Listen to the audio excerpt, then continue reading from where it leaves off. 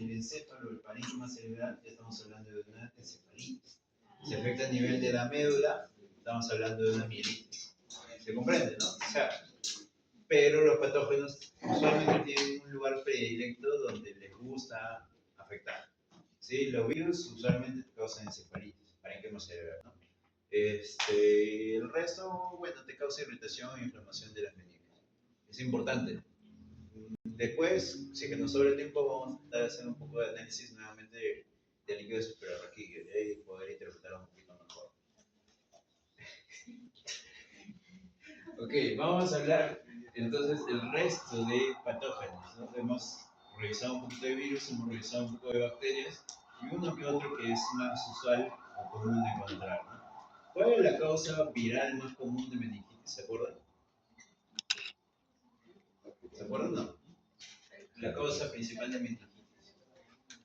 Meningitis aguda, claro está. Es viral, ¿no? A la cabeza. Pero de los virus, ¿cuál es el principal? Los enterovirus.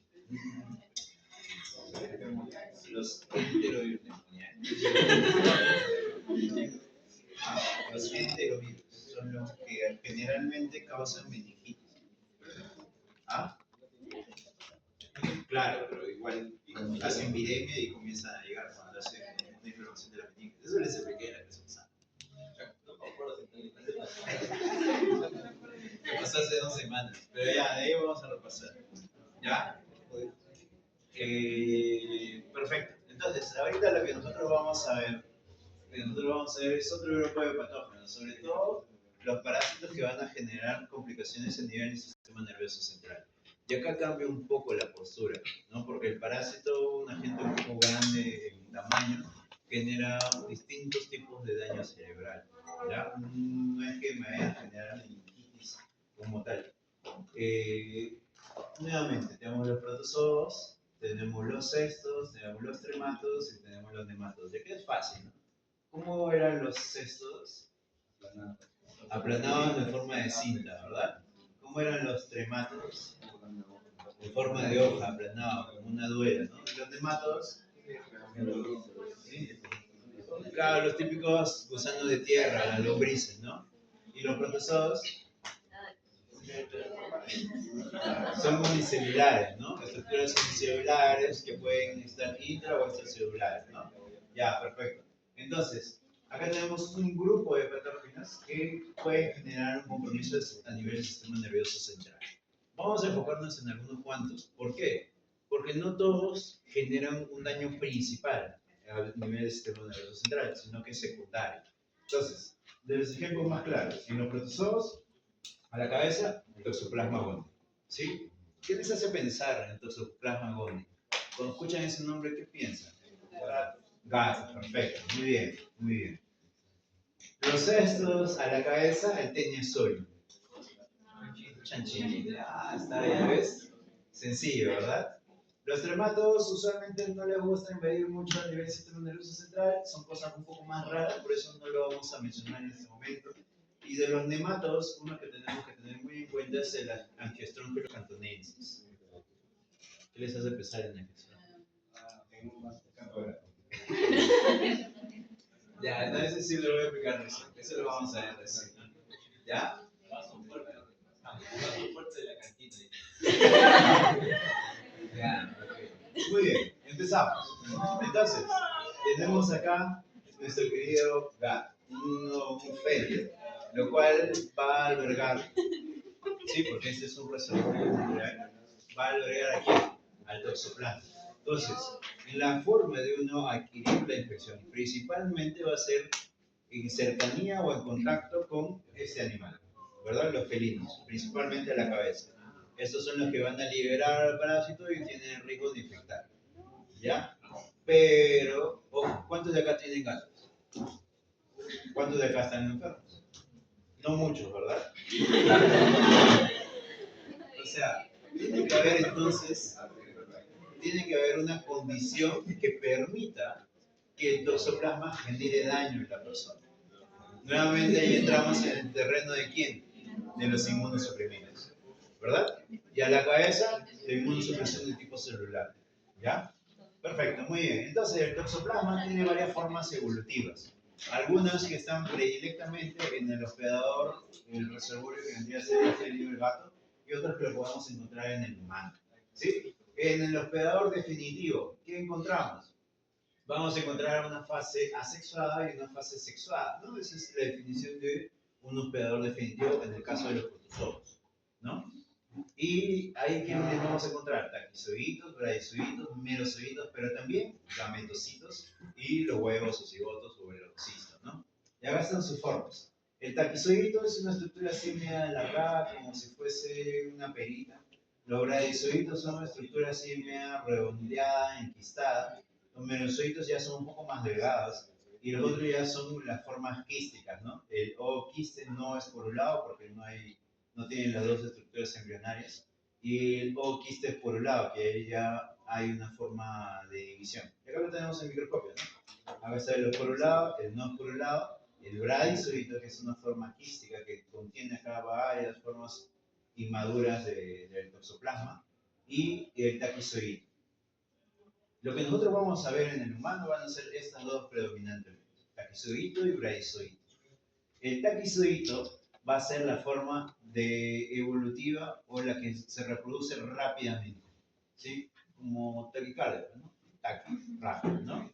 Y el bradizoidito va a ser el que se reproduce lentamente, ¿no? De bradicardia. El profesor, ¿qué tal? ¿Cómo estás? ¿No? Entonces, ¿cómo es que existe la transmisión? Tiene que haber nuevamente, ¿quién? El gato. El gato o los ferios ahí metidos, ¿verdad? Los cuales van a permitir que se desarrollen estos ooquistes. Y estos ooquistes van a contaminar, ya sea alimentos, ya sea agua, etc. Sustancias que la persona lo va a poder ingerir. Lo ingiere y de esa forma se infecta. O otra forma es que los tejidos, ya sea el tejido de algunos animales que nosotros comemos, se contaminan o ya contienen consigo estos quistes en sus tejidos. Y uno lo ingiere y de esa forma se contamina. Y la otra forma, que es un poco más inusual para nuestro medio, es que una persona está infectada, dona el órgano a otra persona, y cuando dona el órgano lleva consigo que a la forma de este parásito, ¿no? Ahí metido en el tejido. Entonces el receptor se infecta de esa forma. Sí, tenemos esta forma. Para nosotros no es tan común porque no tenemos mucho trasplante en el país, pero en otros lugares sí es mucho más frecuente. ¿Ya? Igual tienen que saber que existe eso. Entonces, la forma más usual va a ser la contaminación. ¿Por qué? Por la presencia del felino o de los alimentos que han estado contaminados o expuestos a este animal. Ya después miren, ¿no? Si hay una mujer embarazada, esta mujer embarazada puede llegar a transmitir la infección aquí en el producto, ¿no? ¿Ustedes están haciendo práctica ya? Ya hicieron, ¿no? Ya hicieron. ¿Ya han hablado de toxa? ¿No? Estaba en la fecha.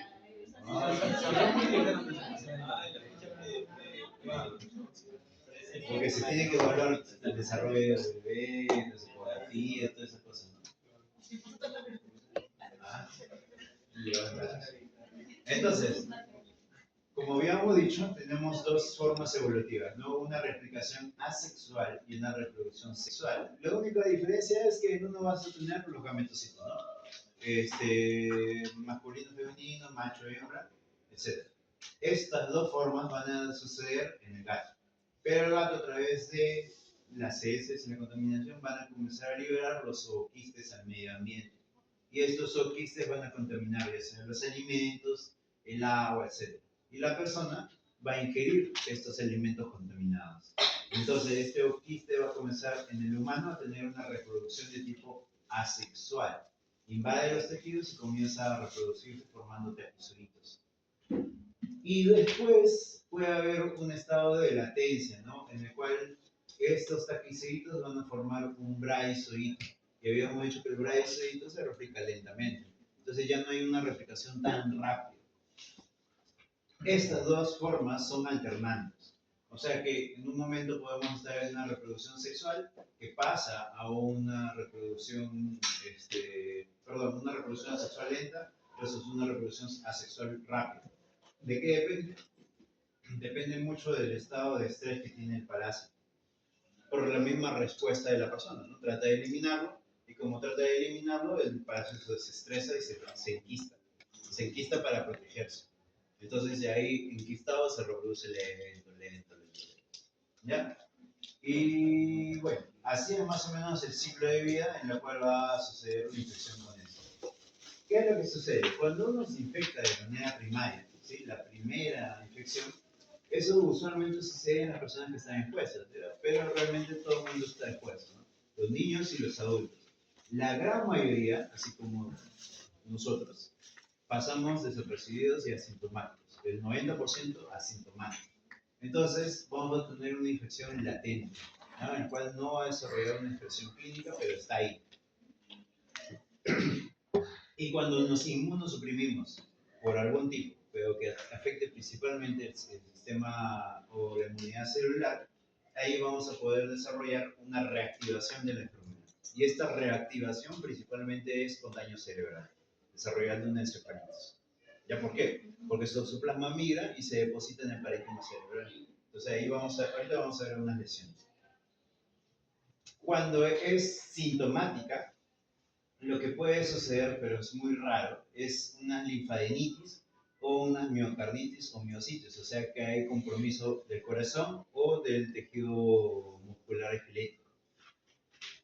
Si la mujer se infecta, esa es la primera infección, hay un gran riesgo de que el toxoplasma atraviese la placenta y pueda llegar al bebé.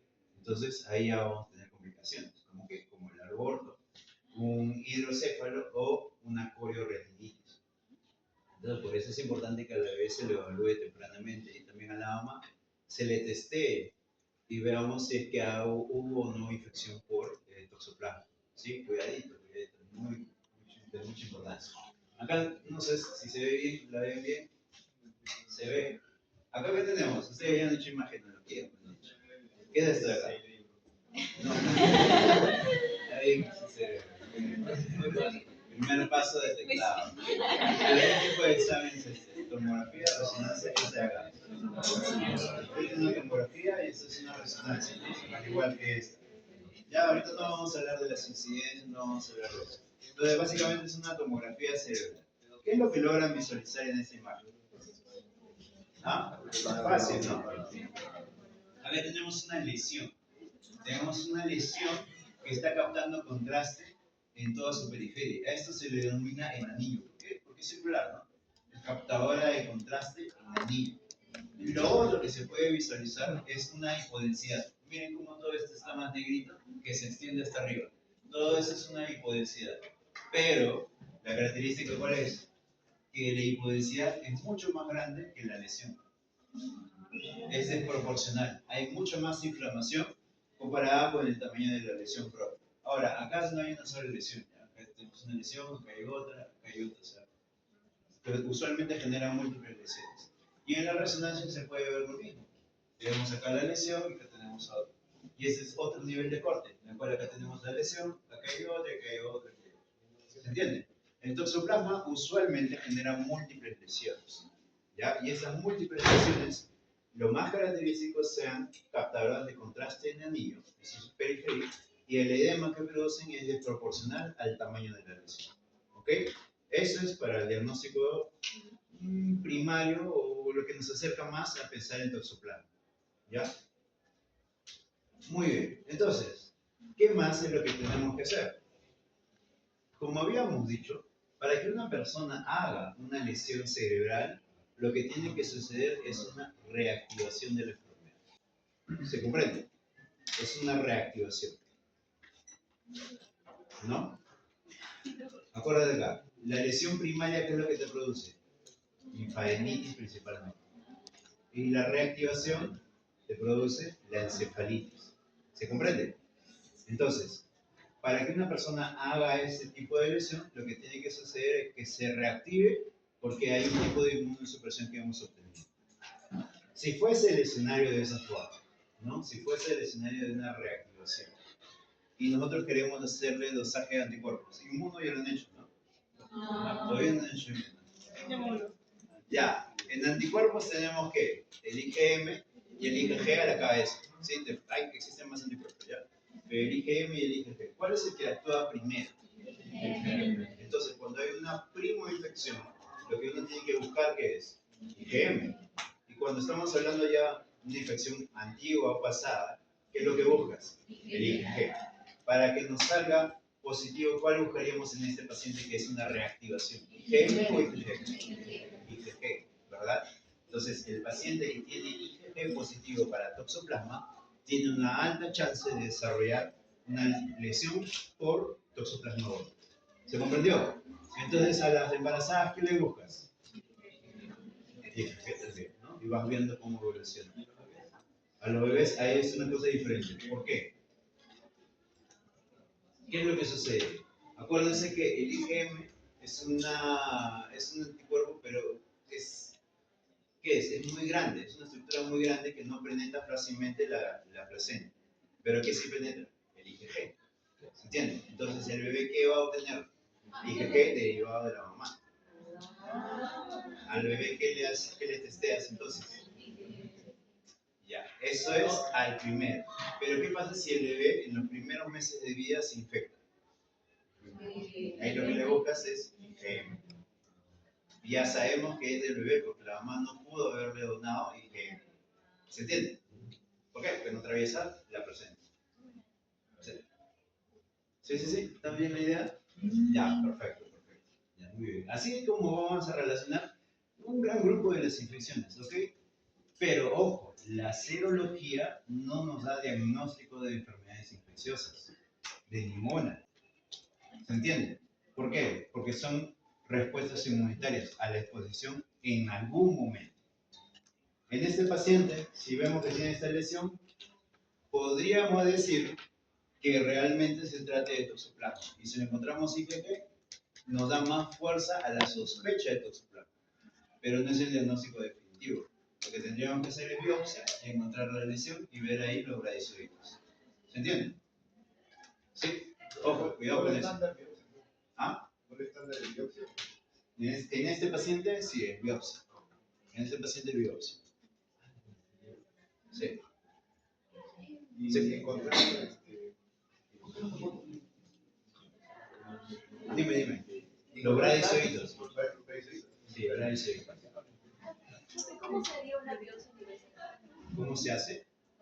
O sea, depende de dónde se encuentra, ¿no?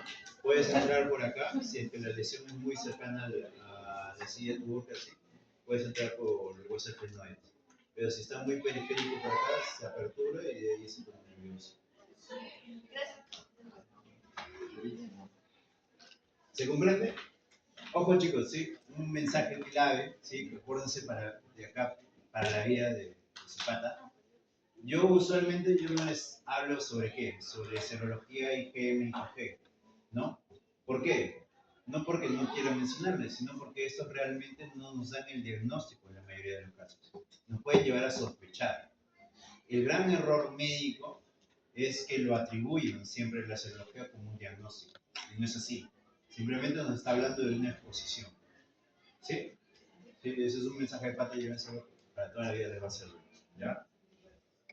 Ya, muy bien. Ok, hasta ahí fácil, claro, con toxo. Ya, no hay mucho que hablar de toxoplasma. Lo que necesitan saber es quién es el reservorio natural, qué formas evolutivas le encontramos en la persona, qué ocasiona cuando hay una lesión primaria y qué ocasiona cuando hay una reactivación. ¿Se acabó? Simple y sencillo. En la embarazada también es importante. ¿Ya? Ok, tenemos otro patógeno. Tenemos la tenia sólida. ¿Sí? De esta ya hemos hablado, ya la conocen. Hemos hablado en varias oportunidades. ¿Ya?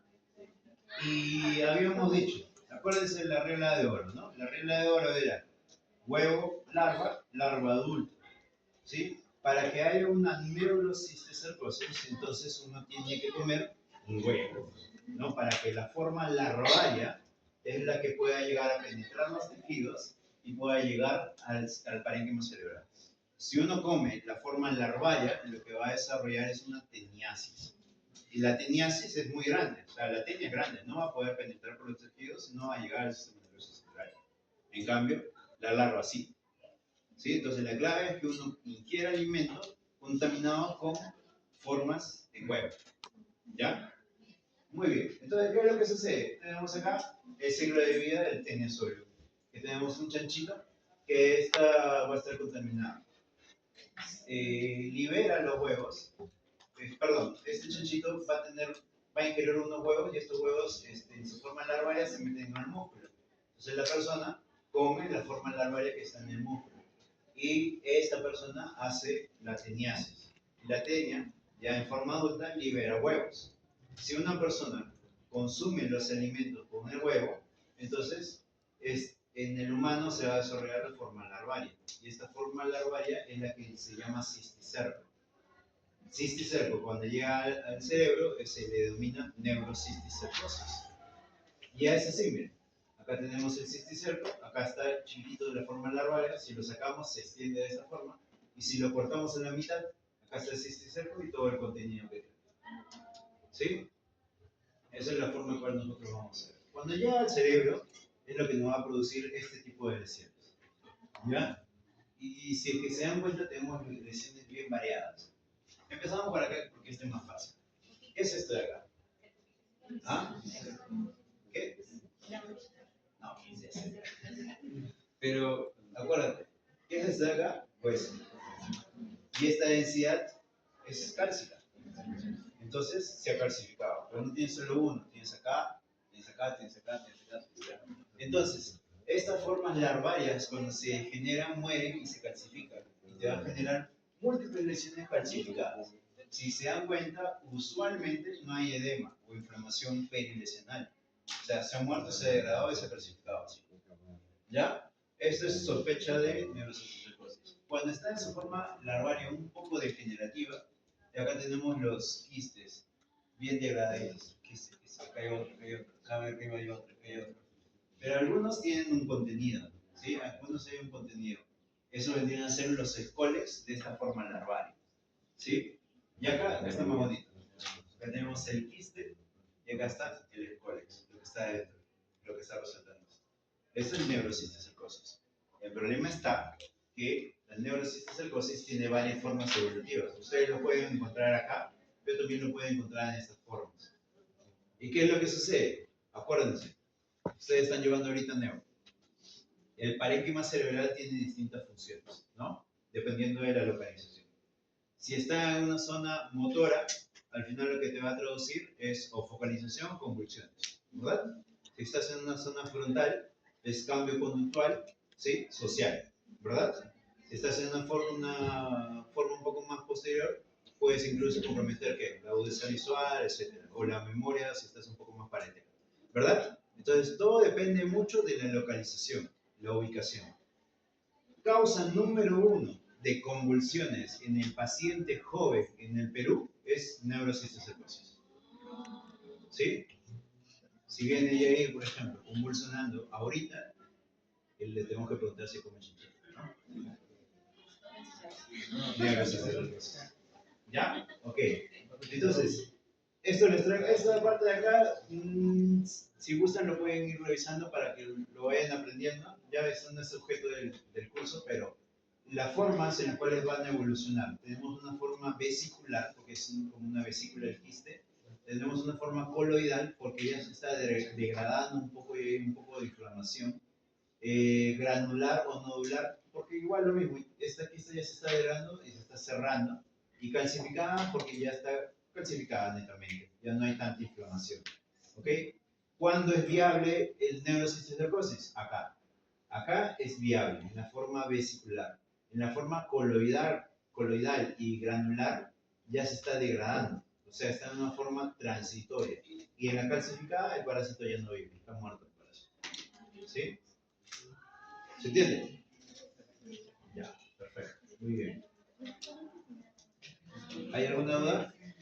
¿Hasta el momento dudas? No, dime. Y el momento de extraer los quistes.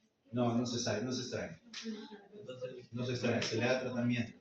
Sí, cuando el quiste está a nivel ventricular, en los ventrículos, ahí sí lo puedes extraer porque obstruyen el drenaje de líquido cefalorraquídeo. Entonces haces una endoscopia neuronal, se mete y sacas el quiste. ¿Ya? Pero cuando está en parénquima cerebral no se extrae, le das tratamiento y se clasifica así. Ya. ¿Algo más?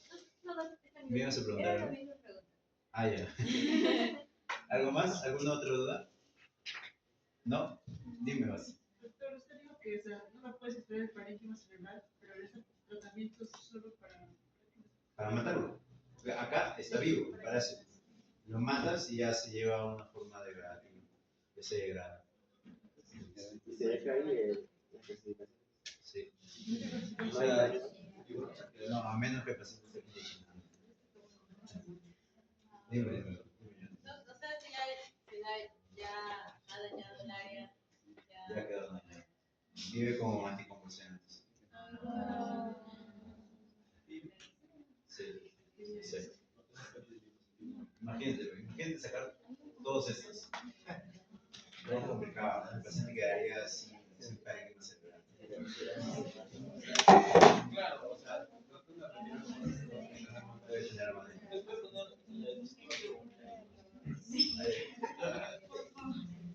la toma chachita. Ya, ¿alguna duda más, muchachos? Con confianza. No hay dudas. ¿Ah? Ya, ok. Vamos a hablar entonces de otro parásito que también es importante que ustedes lo conozcan. No tenemos mucha incidencia en el país, pero sí existe y es severo. Estamos hablando del Angiostrongylus cantonensis y este es un nematodo, como habíamos dicho. Entonces, acuérdense que es una forma así tipo lombriz, chiquitito. Y el hospedador que es importante conocer va a ser ¿quién? El ratón. El ratón tiene mucho que ver en esto, en el ciclo de vida. Tenemos que cuando hay contaminación libera el parásito y los crustáceos se contaminan, pues, bueno, se infectan y sirven como un hospedador intermediario. Los crustáceos también sirven como un hospedador intermediario. Y bueno, algunos alimentos de origen acuático también sirven como algunos, podríamos decir, unos vehículos para que la persona se infecte. Cuando la persona consume crustáceos mal cocidos o alimentos que también están contaminados, es cuando va a infectarse por el Angiostrongylus cantonensis. Y acá tenemos las formas evolutivas. Tenemos el huevito, después sigue una forma larvaria y la forma de adulta. En este caso, el nemato, usualmente, que hemos dicho, que es una estructura que tiene macho y hembra, ¿no? Entonces, la hembra, nuevamente, una estructura grande, imponente, ¿sí? Que lo proteja al macho, que es debilito y chiquito, ¿ya? En la forma larvaria no hay diferencia como tal, pero acá en la adulta sí hay diferencias. La primera diferencia es que el adulto tiene una estructura como si fuese una boca, ¿no? Se le denomina la bursa caudal, ¿sí? Como si fuese una boquita. Y la hembra, imponente como siempre, tiene una estructura que resalta, que está ahí como que en espiral, que le da la motilidad a su estructura. Es rojizo, en forma de espiral. ¿Ya? Es importantísimo. ¿Ah? Sí, sí, sí. Entonces, cuando el angiostrongylus lo que sucede es uno se infecta y rápidamente migra, porque le gusta le gusta ir al sistema nervioso central, es su lugar predilecto. Entonces le gusta, migra, va y se mete al sistema nervioso central. Y ahí lo que nos va a producir es una inflamación del sistema nervioso central. Pero es un parásito. Y acuérdense, cuando hay parásitos, ¿cuál es el grupo celular que está ahí atacando? ¿Se acuerdan? Los eosinófilos, ¿no? Entonces, a diferencia de las bacterias y la meningitis bacteriana, que lo que íbamos a encontrar son polimorfos nucleares, a diferencia de los virus, que lo que hemos encontrado son linfomononucleares, y en los parásitos lo que vamos a encontrar son eosinófilos. Entonces va a producir una meningitis eosinofílica. ¿Sí? ¿Y cómo se le denomina una meningitis eosinofílica? Con la presencia del más de 10 eosinófilos en líquidos cefalorraquídeos, o el más del 10% de eosinófilos en sangre periférica. ¿Ok? Aparte de los demás cambios que hemos visto en el encefalorraquídeo, ¿no? Aumento de la presión, presión de apertura, proteínas altas, glucosa, un poquito consumida, no mucho, pero un poquito consumida. Pero la clave son los eosinófilos. Bueno, y esto solamente se le da tratamiento antiparasitario y más nada, porque nosotros no somos el hospedador definitivo. Entonces, este parásito no va a producir descendencia en nuestro organismo. ¿Ya? ¿Dudas? ¿No? Dime. En el tosoplasma Bobby era 10% sintomático, 90% asintomático, ¿no? Asintomático. Y de ese 10% al final pasan a ser asintomáticos. O sea, cuando resuelve el cuadro agudo ya son asintomáticos. Como que me enfermo y después me pasa y digo, Sí, estoy bien. claro. ¿Más dudas? Dudas. Doctor, Dime. la aclaración del anterior, del que tenía así el colorcito, solamente es en la hembra. ¿No he visto antes los guerreros que se pintaban así? Por eso le va a dar. Deja el macho.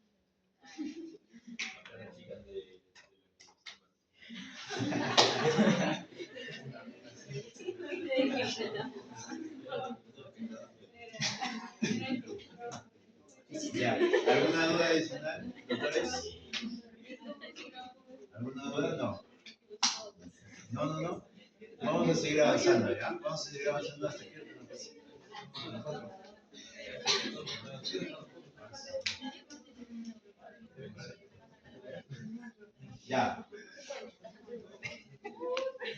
Ya, vamos a seguir avanzando. Lo que vamos a tratar de hacer es nivelarnos para que antes de la semana previa al examen nos quede un espacio ahí, podamos hacer repaso, pero lo único que va a funcionar es ustedes leen para esa fecha. O sea que tienen que leer previo, ¿no? Porque si no, no va a funcionar. ¿Ya? Entonces vamos a tratar de avanzar lo que sea posible. ¿Ya? Hasta el momento, ¿hay alguna duda con todo lo que estoy diciendo en el sistema nervioso central? No. ¿Está un poco claro? Los toxoplasmosis, doctor, o sea que el paciente puede estar asintomático en la primera infección y la segunda vez se reinfecta por el encefalitis. No es reinfección, es reactivación. Ajá. Porque te inmunosuprimes. Ejemplo clásico, paciente VIH, que no tiene inmunidad celular. Entonces, se reactiva la infección y cuando se reactiva hace lesión celular. Ya. Ok, dime, Diego. Sobre la tenia Solim, doctor, mencionó sobre Colex. ¿Qué? Sí, muy bien. Es Colex. Excolex. Ya, ¿qué pasó? ¿Ah? ¿Qué lo mencionó? Para que lo reconozcas. Sé que no es tan fácil.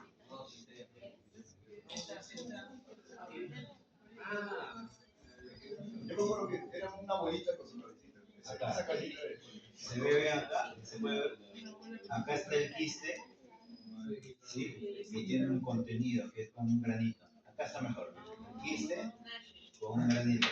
Este de acá vendría a ser el escólex, ya que es la estructura más predominante en la forma larval. ¿Ya? Claramente eso es mencionable, ¿no? Tendría que sacarlo, vean. ¿Sí? ¿Se entendió mejor, tío? Sí, doctor, gracias. Dime.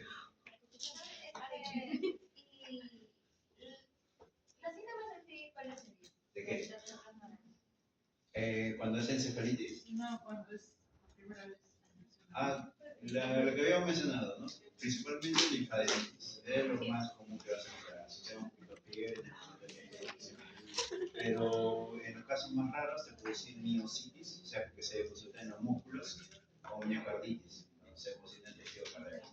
Esos son muy raros. Una persona puede tener infección, 90% puede tener la infección del parásito y no le pasa nada. A la persona no, porque está latente. Tu cuerpo con tu inmunidad celular lo controla. Puede permanecer la gente como que toda su vida. Ya cuando uno adquiere la infección, perdón, si uno suprime, ahí se reactiva. Usted mencionó la oriorrenitis. Retinitis. Es la retina, ya al bebé le llega a afectar, ¿no? ¿Por qué? Porque el parásito en ese momento está mirando por todo el desarrollo del bebé. Entonces afecta a nivel de la retina. Y esa es la denominación de coloretinitis. Pero tiene imágenes clásicas que no las he traído. No me he fijado ahorita en eso. pero es la afectación por la por el toxicómano. ¿Qué más? ¿Qué otra duda más? Boleta. ¿Qué pasó? ¿Está bien? ¿No hay más dudas? Dime, Diego. Habló también sobre la madurez de la angiospermia. Ya, ¿qué pasó? ¿Ah? ¿Qué dijo de eso? ¿De la madurez? Sí. ¿Pero qué dije? No me acuerdo. Quiere decir que saca madurez, algo así. O sea, nosotros no somos el hospedador definitivo para que la gestón genere hijos, ¿no? Debe tener huevos. Entonces se queda una fase larvaria en nuestro organismo. Ah, No alcanza la madurez. Ya, ¿más dudas? ¿De qué? Ah, la meningitis, pero la meningitis se significa. Pero los síntomas de meningitis, ¿cuáles son? ¿Ah? ¿Qué? ¿Cuál es? ¿Rigidez de qué? Pues? Claro, de nuca, ¿no? Del cuello. Predomina. ¿Qué más? Cefalea, fiebre también, ¿no? Puede haber trastorno de sensorio también. Si hay inflamación del parénquima cerebral, aumenta la presión intracraniana. ¿Qué puede desarrollarse? Vómitos, ¿no? Si es que hay mucha hipertensión intracraniana por mucho tiempo, que es lo que más altera también la agudeza visual. Hay disminución de la agudeza visual y auditiva. Ya. Ok, ¿no hay más dudas? ¿Seguros? Ah, la meningitis eosinofílica. O sea, el diagnóstico al final definitivo tendrías que encontrar parásito, pero búscate el parásito. Si eso no solo. ¿Qué pasó? ¿De qué? Ante la duda, pregúntale al 2 o al 3, porque uno nunca sabe.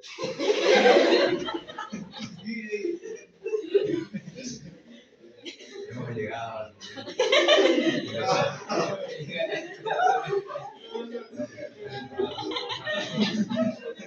Ya, ok.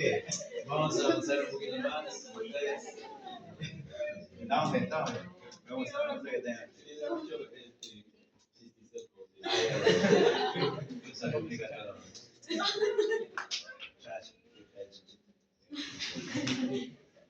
Ya, seguimos.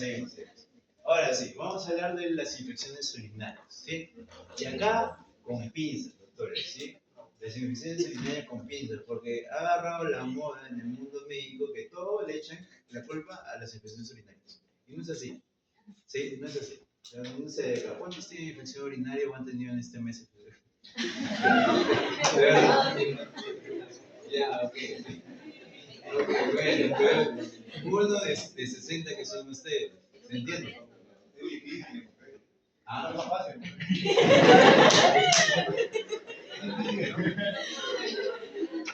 pero que no siempre es infección urinaria, ¿no?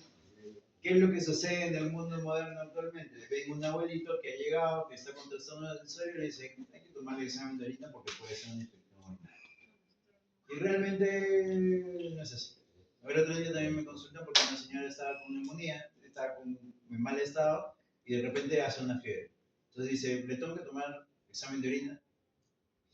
Realmente no es así, ¿no? O sea, no es que las infecciones urinarias sean lo más predominante en este mundo. Y ahorita vamos a hablar acerca de una cosa.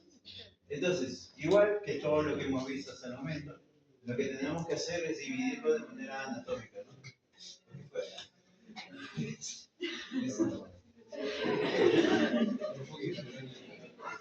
Ya, ok, eso es lo que ya. No es mi tipo. Ya. Como siempre hemos dicho, lo vamos a tratar de dividir de manera anatómica. Y vamos a dividirlo de tracto urinario alto, lo que incluye el riñón, los cálculos, etc. Y tracto urinario bajo, lo cual incluye la vesícula, perdón, la vejiga, la próstata en el caso de los varones y la uretra. ¿Ya? Entonces, de esa forma es que vamos a clasificar. Si hay una infección, inflamación a nivel de la vejiga, vamos a tener una cistitis. De la próstata, prostatitis. De la uretra, uretritis. Y a nivel renal, pielonefritis, que va a ser lo principal que van a escuchar o comprender. Existen factores de riesgo, claramente, existen factores de riesgo también para infecciones urinarias, ¿no? El principal, bueno, no creo que sea el principal en realidad, pero uno de los más frecuentes vendría a ser el sexo femenino, como lo dijo nuestro querido compañero Lenny. ¿Y por qué Lenny? ¿Por qué el sexo femenino ya... ¿Ah? ¿Qué tiene?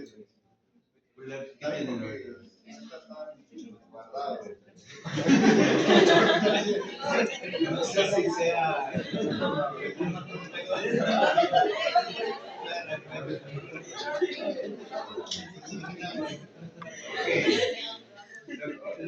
No es que esté tan guardado, ¿no? Porque el nombre en realidad es el más expuesto, ¿no? El más externo. Pero el tamaño es un poco más pequeño, entonces, y la ubicación también es lo que lo va a producir. Pero existen otras condiciones, ¿no? Condiciones, por ejemplo, en las cuales hay una alteración del flujo urinario y eso también va a producir en cierta frecuencia infecciones urinarias. Pacientes que tienen o son portadores de algún dispositivo, ¿de acuerdo a los dispositivos que tenemos cardíacos? También dispositivos como las sondas urinarias, que al final son unos objetos inertes, que por ahí también podría llegar a instilarse. Aquel que se le ha hecho procedimientos urinarios, una cistografía, etcétera, y ahí le estás metiendo mecánicamente bacterias. Entonces, existen factores de riesgo, ¿ok? Vamos a tratar de agruparlos de esta forma, ¿no? Para las infecciones altas y para las infecciones bajas. Infecciones altas, a la cabeza, pielonefritis, y las bajas, a la cabeza, la cistitis. Para las altas se dice que el estado de inmunosupresión es uno de los factores de riesgo, ¿sí? Porque fácilmente la infección puede llegar hasta un poco más hacia arriba. Pero también que las anormalidades que van a conducir una alteración de la urodinamia, o sea que el flujo urinario no es tan adecuado. Ahí se produce lo que es la éstasis urinaria. Si hay éstasis, entonces va a haber un acúmulo, ¿no? Entonces no lo vas a poder barrer. Y en la cistitis, acá sí, sexo femenino es el principal. Cistitis, ¿no? No pielonefritis. Cistitis. ¿Qué más? La actividad sexual, ¿sí? La actividad sexual cuando no hay una buena higiene genital, etc. ¿Ya? Patógenos asociados en primer lugar. Perfecto. Tenemos la Escherichia coli. Pero, acuérdense de las Escherichia coli que hemos visto. Acá es más fácil. Porque acá es la uropatogenia. ¿Se acabó? ¿Sí? Las otras sí hemos visto enteroinvasiva, hemorrágica, etc., ¿no? Pero en este, ¿qué es? La Escherichia coli, uropatógeno. Simple, sencillo. Después tenemos que Klebsiella pneumoniae también como uno de los agentes principales. Y los dos se repiten, tanto para la pielonefritis como para la cistitis. Pero el tercero ya cambia un poco. Porque para la pielonefritis, el tercero, ¿quién sería? El Staphylococcus aureus. Y para la cistitis, ¿quién es? Staphylococcus saprophyticus. Este es importante, acuérdense. Si ustedes, todas las veces que hemos conversado y hemos dicho, ¿staff dónde nos encontramos? Piel y vías respiratorias, ¿no? Mucosas. Esto no es vía respiratoria, estamos hablando de una vía urinaria. Entonces, el Staph aureus, para que llegue hasta el riñón, ¿qué debió haber sucedido principalmente? ¿Ah? ¿Cómo? No, claro, una bacteria, ¿no? Entonces, el paciente en el corazón, en la sangre está ahí la bacteria, y de la nada, ¡pum!, siembra y llega al riñón y causa la pielonefritis. Y acá, el Staphylococcus saprophyticus es un poco diferente, porque se adhiere, comienza a subir, pero es causa importante de quién? De infecciones en la mujer en edad reproductiva o en la mujer joven, ¿ya? Importantísimo, en la mujer joven. Es el único Staphylococcus al cual vamos a atribuir que causa una infección urinaria, ¿ya? Muy bien. Y nuevamente, cuando se hace una evaluación de los pacientes, el principal a la cabeza sigue siendo el Escherichia coli, la uropatogénica como la principal, tanto en pacientes ambulatorios como en pacientes hospitalizados. El resto ya varía un poco, ¿no? Pero el Escherichia coli a la cabeza. Entonces, para que suceda, ¿qué es lo que tiene que pasar? Para que suceda tenemos dos vías. La principal es que haya una contaminación del tracto urinario más externo. Usualmente las bacterias que se van a producir son las que encontramos en el tracto intestinal. De Escherichia coli, coli viene de colon. Entonces usualmente lo vamos a encontrar en el colon como tal. Y hay una contaminación y comienza a ascender hasta llegar a generar la pielonefritis. Si la infección sale o o es descontrolada, puede llegar a invadir la sangre y ahí se disemina y se desarrolla una bacteria. Y la otra forma es que de vía sanguínea, como el Staphylococcus aureus, está haciendo una bacteremia. Y después, cuando irriga el riñón, ahí se siembra y desarrolla la pielonefritis. ¿Se comprende? O sea, tenemos una vía retrógrada, tenemos una vía hematógena, y una tercera que es una vía linfática, pero que, bueno, es necesario comentarlo porque está ahí en el torrente sanguíneo y migra, ¿no?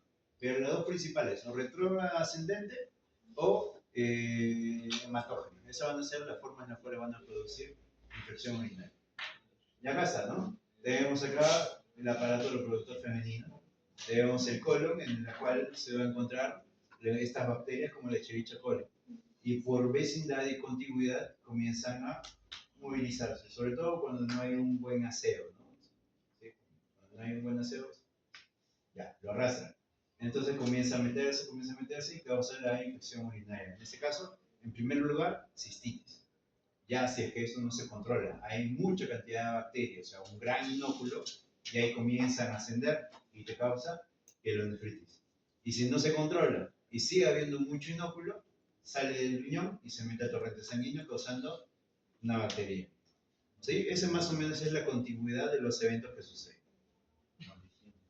Por eso es importante en la mujer, ¿no? Porque está muy próximo al área del cuerpo, a diferencia del varón, ¿no? Que el otro está hacia afuera. Muy bien. Síntomas, y esto es muy importante. Sí, esta parte es muy importante. Acuérdense, los riñones están más o menos a la altura abdominal, ¿no? Y la vejiga está más baja. Si los riñones se inflaman, cuando los riñones están infectados, cuando se inflaman, lo que le va a producir a la persona, ¿qué es? Náuseas, dolor abdominal, vómitos, ¿no? Por la irritación y la inflamación.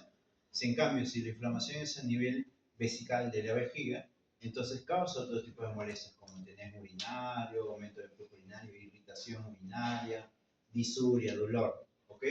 Entonces, es muy importante que uno sepa diferenciar entre una pielonefritis, que vendría a ser una infección alta, ¿sí? Náuseas, vómitos, de una cistitis, que sería el aumento de la frecuencia urinaria, disuria, entre otros. ¿Ya? Es importantísimo, acuérdense de esto. Esto es una causa clásica de errores en los hospitales que hasta ahora yo lo veo. ¿Sí? Así que por favor, acuérdense de esto. Ahora, acá hay una cosa interesante. Antes, ¿sí? Tal vez alguno de los doctores les diga así, ¿no? La clasificación de las infecciones urinarias era complicadas y no complicadas. Antes se decía que si le da infección urinaria al varón, ya es complicado. ¿Sí? Antes se decía que se le daba una infección urinaria a la mujer, ya es complicado. Mujer gestante, ¿sí? Complicado. Si era portador de sonda, ya era complicado. Pero actualmente ya no se considera así. ¿Sí? Actualmente, ¿cuál es la definición de no complicado y complicado? Si está solamente en la vejiga, para abajo, es no complicado. Si está fuera de la vejiga, en cualquier condición, ya es complicado. ¿Sí? Nuevamente, no complicado está solamente confinado a la vejiga, tanto en el varón como en la mujer de cualquier edad. Y complicado está todo lo que te produce fuera de la vejiga. Ojo, la cistitis no va acompañada usualmente de fiebre. Entonces, para que haya fiebre, tiene que haber una infección fuera de la vejiga. Por ese motivo, cuando hay fiebre, ya se le considera como una infección complicada. ¿Se comprendió? Una cistitis con fiebre complicada. Claro, porque o sea, ya no es solamente cistitis, ¿no? Ya está saliendo de la vejiga. Entonces ya lo consideramos como complicado. ¿Algo más? Sí. Entonces, si, digamos, si tuviera una uretritis, entonces sería complicado.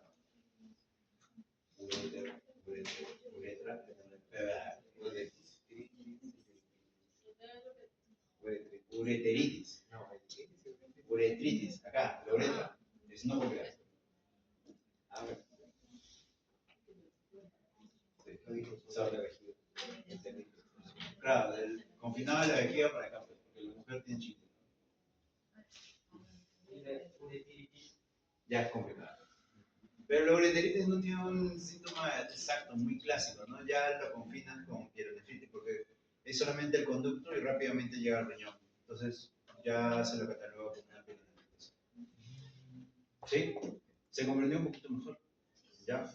Ojo, esto no es para pelearse porque algunos doctores le van a decir que la sonda, que si es paciente inmunosuprimido, que si es gestante, etc. ¿Ok? Sí, esa es la definición antigua del año pasado. Este año es este. ¿Sí? ¿Estamos bien? ¿Ya? Pero no se peleen. Escuchen, escuchen. Ya. Otra definición que es muy importante. Una bacteriuria asintomática. ¿Qué quiere decir? La presencia de bacterias en la orina, pero que no generan ningún tipo de síntoma. El paciente no tiene cistitis y mucho menos tiene pielonefritis. Pero hay presencia de bacterias. ¿Por qué? Porque la zona urinaria, si me refiero al aparato más externo, no es una zona estéril, usualmente. Entonces puedes encontrar bacterias de manera cotidiana, pero que no va a generar infección. En esas condiciones no se trata al paciente. Solamente si genera síntomas es cuando se trata al paciente. ¿Sí? ¿Se comprendió? ¿Ah? ¿Qué cosa? O sea, es posible que uno encuentre bacterias a nivel de la orina. ¿Por qué? Porque la orina va a fluir por muchos lugares hasta salir por fuera. ¿Ya? Pero estas bacterias en alguna proporción no van a producir daño.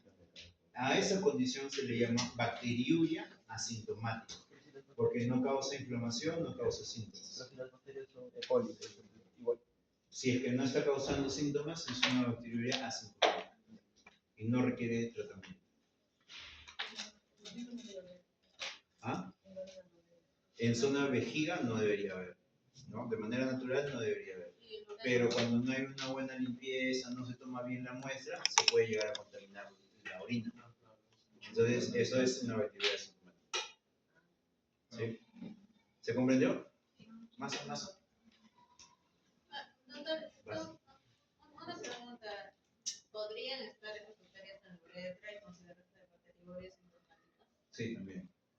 ¿Y podrían estar en la vejiga también? ¿Qué? O sea, las bacterias podrían estar en la uretra y considerarse bacteriurias sintomáticas solo porque no tienen síntomas. O sea, podrían Claro. estar en el riñón y porque no tienen síntomas igual. La definición de bacteriuria es que simplemente estén en la presencia de la orina, ¿no? Y la orina la vas a encontrar en todo el recorrido.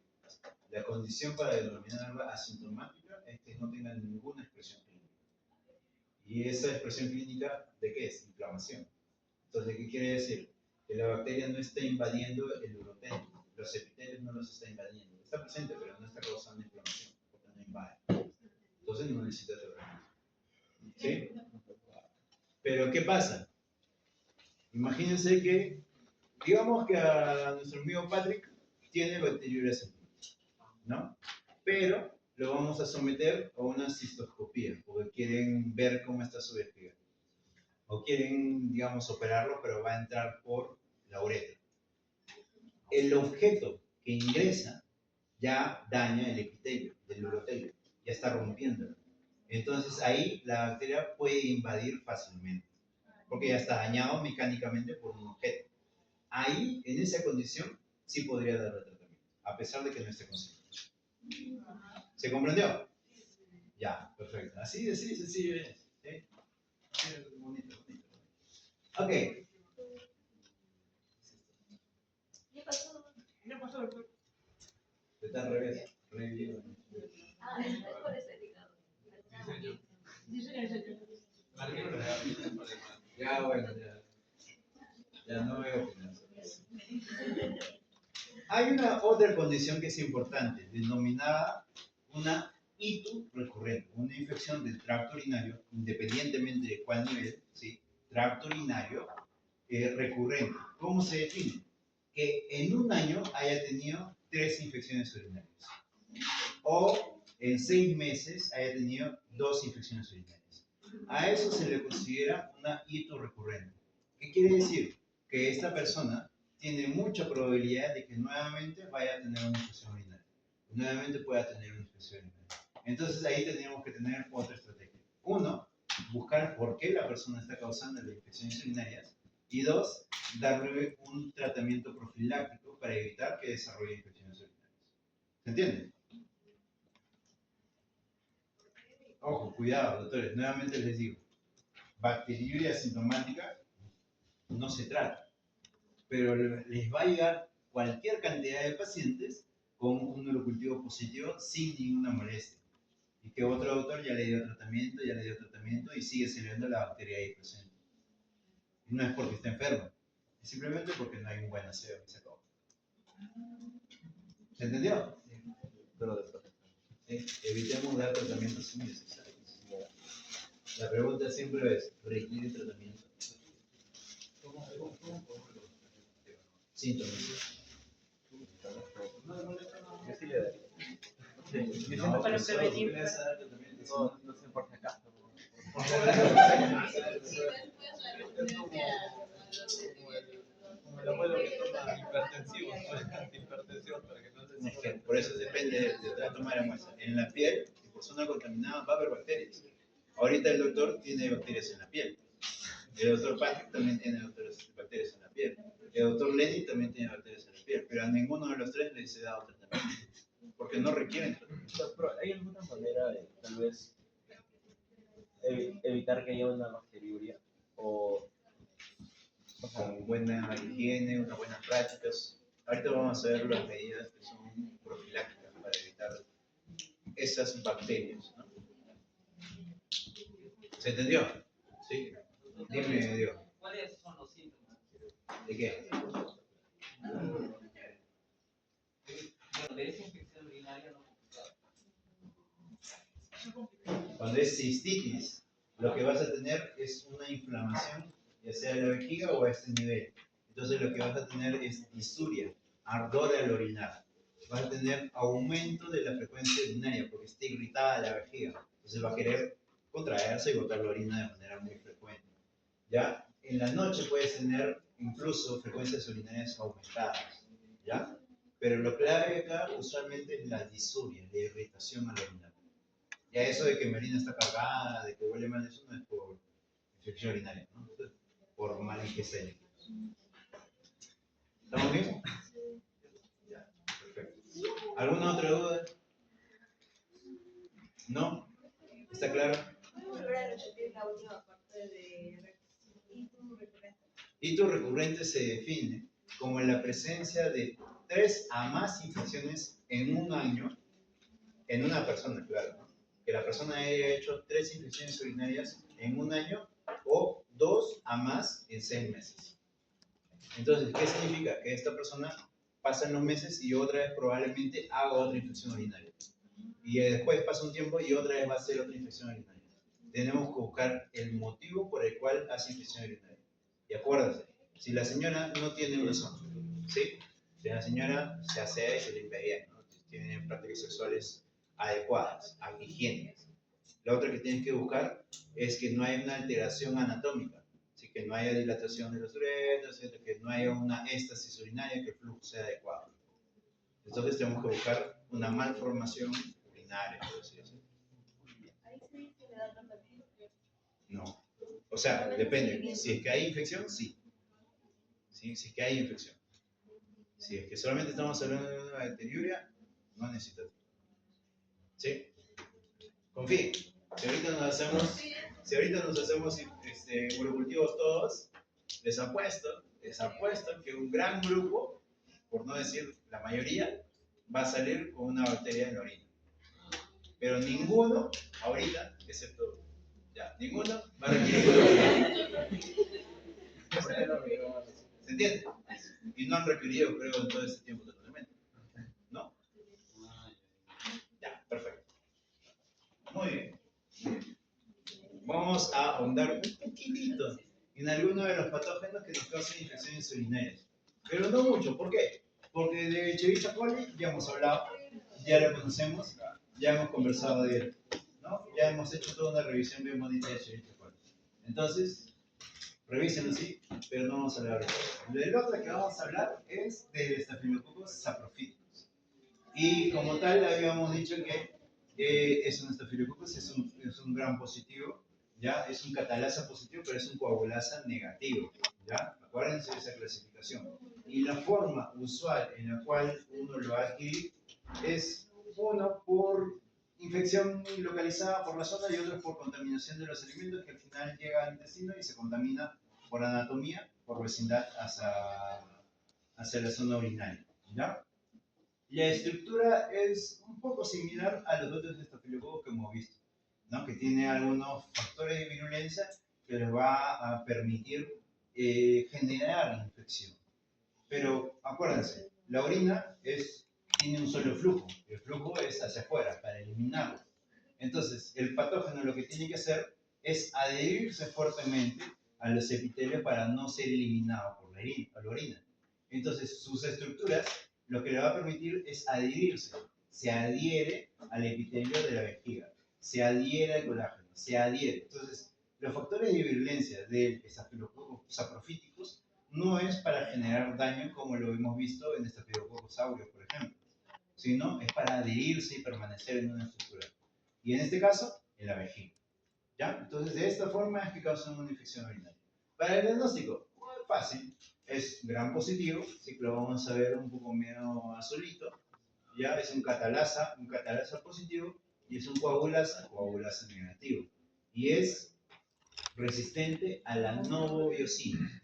Entonces, esa es la denominación para encontrar un Staphylococcus saprofítico. Muy bien. ¿Existen otros patógenos? Claro, claro que existen. En la cabeza, Escherichia coli. Pero también tenemos aquí en Citrobacter freundii. Bueno, el Staphylococcus aureus ya hemos explicado cómo genera daño. Pseudomonas aeruginosa también es uno que genera daño, pero usualmente es por inoculación, manipulación, no es el patógeno más común. El Proteus mirabilis es muy importante porque está relacionado, el Proteus está muy relacionado con la formación de cálculos, ¿sí? Cálculos en hielos caliciales están relacionados con el Proteus mirabilis. Después, Klebsiella pneumoniae también genera infecciones urinarias frecuentemente, ¿no? Escherichia coli, Klebsiella pneumoniae. Enterococcus faecius o fecalis también puede generar infecciones urinarias. Y saprofíticos relacionados principalmente, ¿quién? A la mujer en edad reproductiva, una mujer joven, ¿no? Muy bien. Entonces, nuevamente, haciendo un recordaris, tenemos la cistitis, que vendría a estar catalogada dentro de las infecciones urinarias bajas.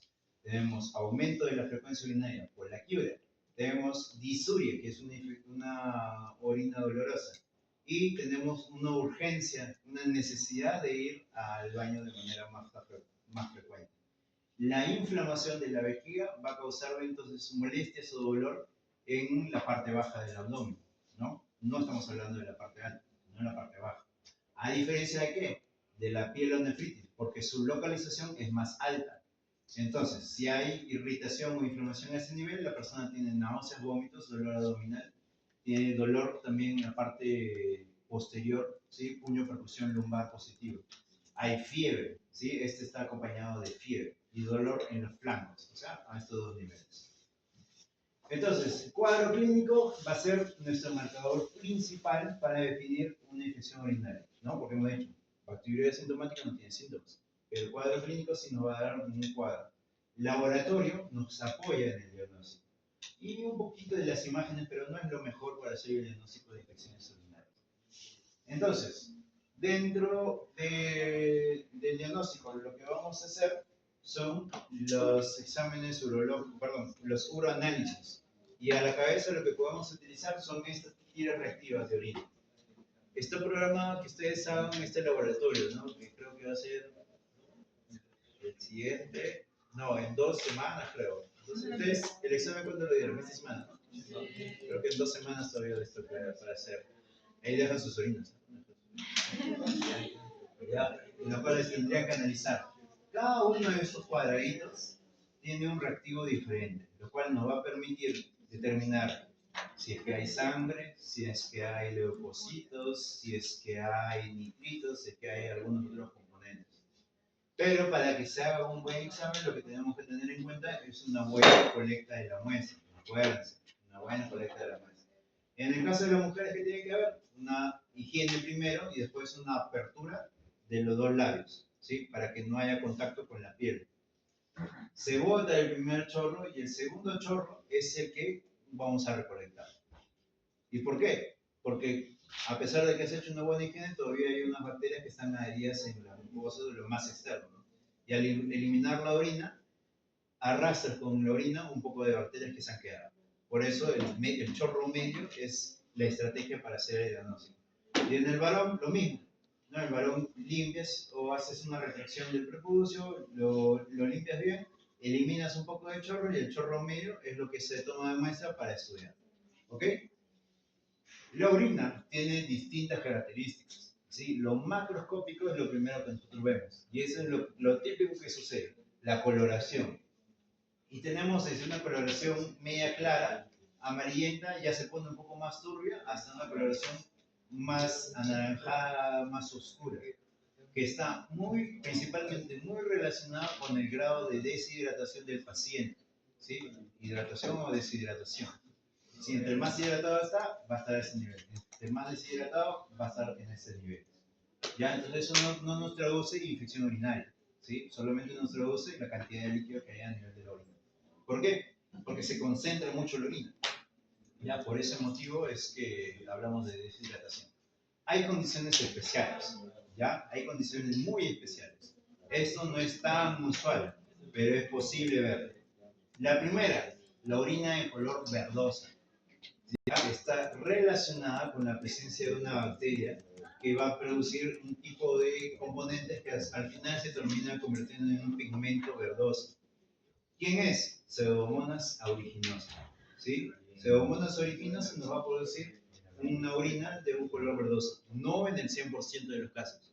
Pero si lo encuentras, lo más probable es que sea por pseudomonas. Y la otra coloración que es aún más rara todavía es la orina de color morada o púrpura. Ya a eso se le llama el síndrome de la bolsa de orina purpúrica o púrpura. Y esta está ocasionada en realidad por varios patógenos, ¿no? Providencia, Klebsiella, Proteus, Enterococcus morganella y Pseudomonas aeruginosa podría producir. Y es de la misma forma por algunos metabolitos que van pigmentándose con la luz, etc. ¿Ya? ¿Por qué la púrpura es menos probable que la verde? Si que la púrpura puede ser usada por una bacteria. Porque estas bacterias no es, su mecanismo principal no es que vayan a producir estos metabolitos y que se aglomeren, por eso. Y además porque dentro, o sea, para que suceda esto, la condición debería ser un poco más resaltante de la infección, no es lo más frecuente. Yo, por ejemplo, nunca he visto esta condición. Está relatada en la literatura, pero jamás he visto. No, el morado. La verde a veces, pero también no es tan usual. Esto lo ves más que todo en heridas, porque las pseudomonas producen una coloración media verdosa. Entonces, una herida infectada por pseudomonas a veces lo ves así medio verdoso o con un olor bien fétido, bien feo. Bueno. Ok, entonces, la otra estrategia, aparte de visualizarla, la otra estrategia es con la tira reactiva de orina. Esta tira reactiva, como dijimos, tiene varias capas, en las cuales cada uno va a reaccionar con alguna condición bioquímica de la orina. Tienes la presencia de leucocitos, la generación de nitritos, el urobilinógeno, el nivel de proteínas, el pH, sangre, cetonas, bilirrubina y glucosa. Entonces, cada uno de estos parámetros son importantes para que uno los vaya evaluando, ¿no? Porque pH, hay una infección urinaria o una infección de vías urinarias que nos produce un pH muy ácido. Y esa es la tuberculosis, ¿ya? La tuberculosis usualmente produce un pH ácido. Y leucocitos, bueno, varias bacterias van a producir aumento de leucocitos, ¿no? Dos temas importantes. Uno, los nitritos y otro, la esterasa leucocitaria. Son dos componentes importantísimos que ustedes van a escuchar de ahora para siempre toda su vida. ¿Y qué es? Pasa que cuando hay metabolismo hay distintas degradaciones. Y algunas bacterias van a producir degradación de nitratos a nitritos. No todas las bacterias producen esto. ¿Quiénes sí producen? Ejemplo, la E. coli, el Proteus, Enterobacter, Klebsiella, Streptococcus y Staphylococcus aureus. Estos sí producen una metabolización y un pase de nitratos a nitritos en la orina. ¿Ya?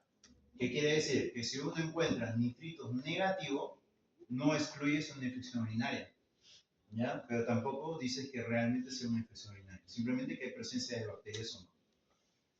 ¿Y qué se excluirían esas bacterias? O sea, si sale positivo, me hace pensar que sean estas bacterias. Si sale negativo, me podría llevar a pensar que estas no realmente sea.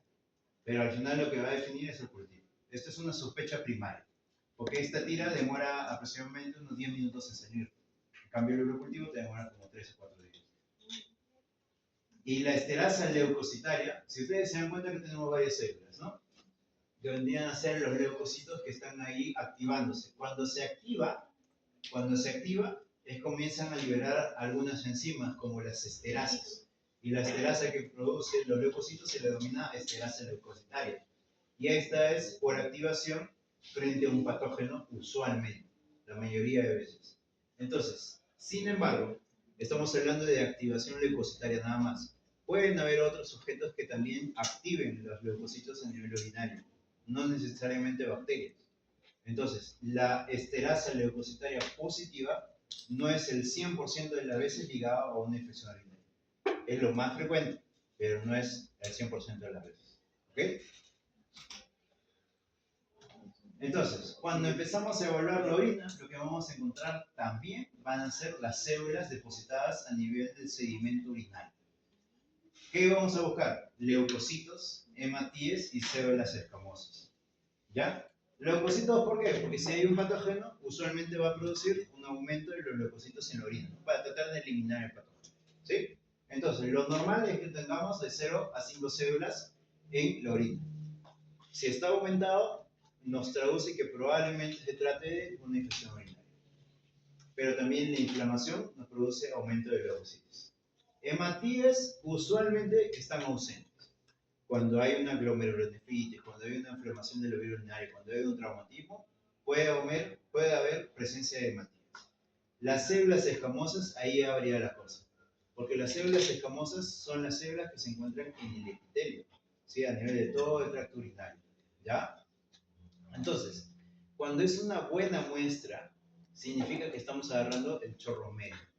El primer chorro es el que ha eliminado, ¿qué? La mayor cantidad de células escamosas. Y el chorro medio es el que tiene la menor cantidad de células escamosas. Entonces, una buena muestra tiene la menor cantidad de células escamosas, menos de 15 células escamosas. Y una mala muestra es aquella que tiene de 15 a más células escamosas en la orina. ¿Se comprendió? No, porque no se ha agarrado el chorro medio, estás agarrando otro chorro, no has hecho una buena limpieza, etc. ¿Sí? Ya, perfecto. ¿Qué otra cosa podemos ver en la orina así directamente? Las bacterias, sí podemos ver las bacterias, pero es un poco más difícil. Podemos ver algunos parásitos como el esquizosoma, podemos ver algunas levaduras, ¿no? Como la cándida que puede estar ahí en la orina. ¿Qué más también podemos ver? Algunas estructuras como los cilindros, cristales o algunos otros componentes, ¿no? Como otras células, como mocos, contaminantes, etc. Esto lo van a ver todo en urología, espero. ¿Ya? Espero. Pero, solamente para darles un alcance.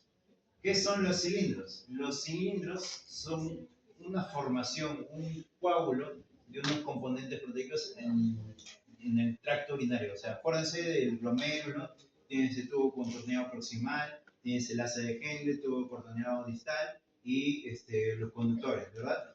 Entonces, a cualquiera de esos niveles se puede generar estos cilindros. Y cuando uno orina, los libera y salen en la orina. ¿Ya? Pero estos cilindros pueden llevar consigo, ¿qué? Leucocitos. O pueden llevar consigo hematíes. Entonces, un cilindro por hematíes, un cilindro por leucocitos. Los cristales son precipitaciones. Y ahí van a tener precipitaciones de, ¿qué? De calcio, de ácido úrico, de cistina, de estrubita, etc. ¿Ya? Cada uno de estos está relacionado con alguna condición especial. Esto lo van a ir leyendo poco a poco, ¿ya? Esto es para que se diviertan. Pero esto hay que buscar las que nos van a traducir un poco de infección, ¿ya? Las que son relevantes. ¿Cómo qué? Los cilindros por leucocitos es más importante para nosotros ahorita, ¿ya? El resto ya son otras cosas, ¿ya? Muy bien, entonces, para el examen de orina, habíamos dicho que tiene que tener leucocitos en gran cantidad, pero también tiene que tener células epiteliales bajas, ¿ya? Y esta es una buena muestra, lo cual nos va a llevar a pensar que la orina, el patógeno que está en la orina, es el correcto. Bueno, esto lo traigo para que ustedes sepan, ¿no? Una muestra urinaria de una sonda urinaria no nos va a servir, porque al final si encontramos una bacteria, no necesariamente es de la persona, sino que la bolsa se ha contaminado. ¿Ya? Así que cuidadito con eso. El nivel de desarrollo o de crecimiento de las unidades formadoras de colonia también nos va a traducir si es que hay o no hay infección urinaria. ¿Sí? Se dice que en una cistitis, ¿ya? Una cistitis se debería tener al menos unas 10 a la 3 unidades formadoras de colonia. Para una pielonefritis deberíamos tener al menos el crecimiento de unas 10 a las 4 unidades formadoras de colonias. Estos dos son cortes teóricos hipotéticos. ¿Ya? ¿Qué nos quiere decir esto? Que si encontramos muy poca cantidad de unidades formadoras de colonia, lo más probable es que estas bacterias no sean la causante del problema de la persona. ¿Sí? Tiene que haber una buena cantidad para poder atribuirle como un agente causal. ¿Sí? ¿Se comprendió más o menos? Todo depende de cuántas colonias forman. Y lo último es el tema de la prevención. ¿Ya? ¿Por qué? Porque en este grupo de personas en las cuales tienes unas infecciones urinarias a repetición, en este grupo de personas tienes que intervenir para que no desarrolle otra infección urinaria. Y hay varias estrategias. Una de las principales es el adecuado consumo de agua, pero también el consumo de arándanos, ¿sí? Los arándanos rojos. Esto van a evitar el desarrollo de infecciones urinarias de manera profiláctica. Sí, acá está esta metanálisis. Acá tenemos los productos probióticos también, pero no es una intervención tan sólida como el tema de los probióticos. Y el otro es que en condiciones relacionadas a las actividades sexuales, a estos debería haber una profilaxis después de cada actividad sexual, ¿no? Porque ya se sabe que la actividad sexual es lo que le está proveyendo la infección urinaria. Muy bien. ¿Dudas? ¿No hay dudas? Dime. ¿Podría retroceder? ¿Cuál? Hay dos complicaciones, ¿no? Que son 10 a la 3 unidades, o 10 a 4. Entonces, ¿por qué tener más unidades formadoras de colonia sería una bacteriemia Ah, para ver que realmente este es el causante. ¿Qué es lo que pasa? En estas dos condiciones tú tienes síntomas.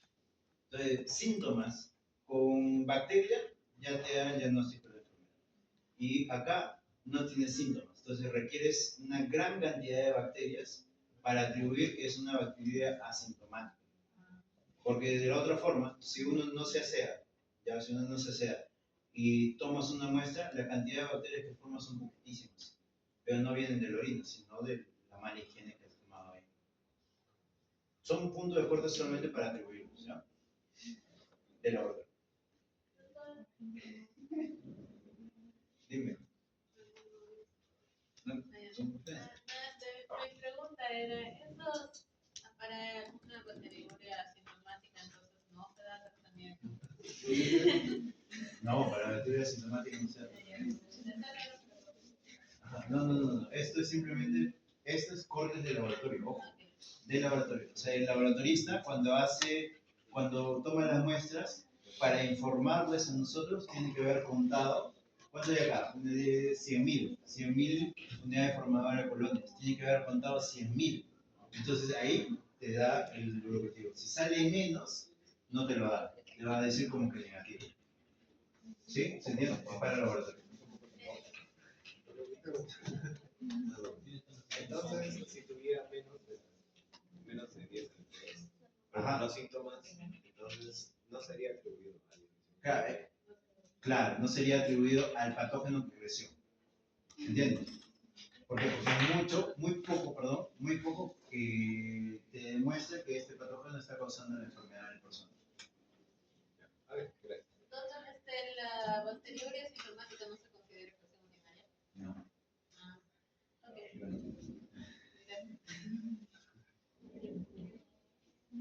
¿Alguna duda más? Profesor. Pero ¿qué patógenos que te pueden dar vaginitis, pueden migrar y darte una infección urinaria?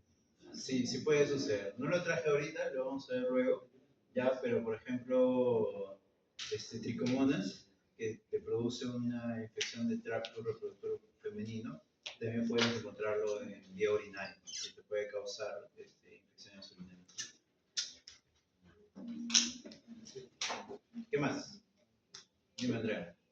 Eso de estafilococos aerotípicos y la reproductiva es por el acto de tener las relaciones o Por primerizo, ¿no? En el cual no hay una buena higiene, todavía no hay una buena educación, todo esto, y se contamina, ¿no? Se infecta. Por inexperiencia. ¿Qué más? ¿Dudas? Ahora, no solamente en acto sexual, ¿no? En las mujeres jóvenes también puede suceder, no solamente en el acto sexual. Dime, Nemesio, ¿qué hay? ¿Alguna otra duda, doctores? ¿No? ¿Todo claro? ¿Tienes razón?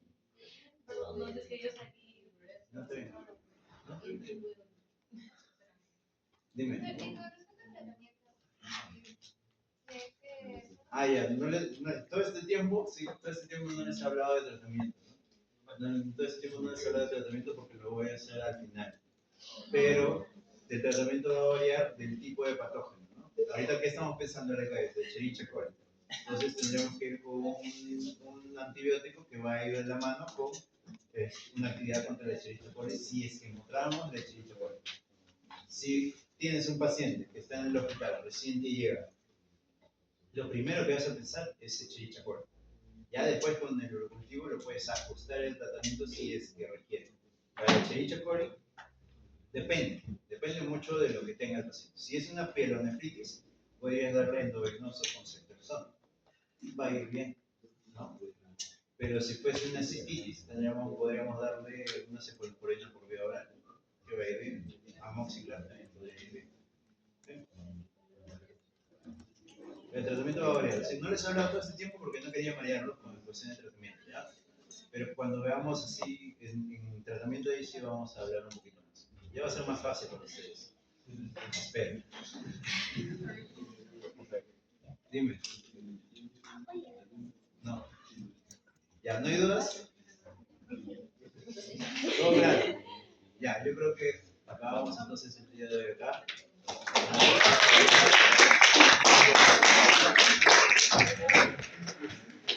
Ya.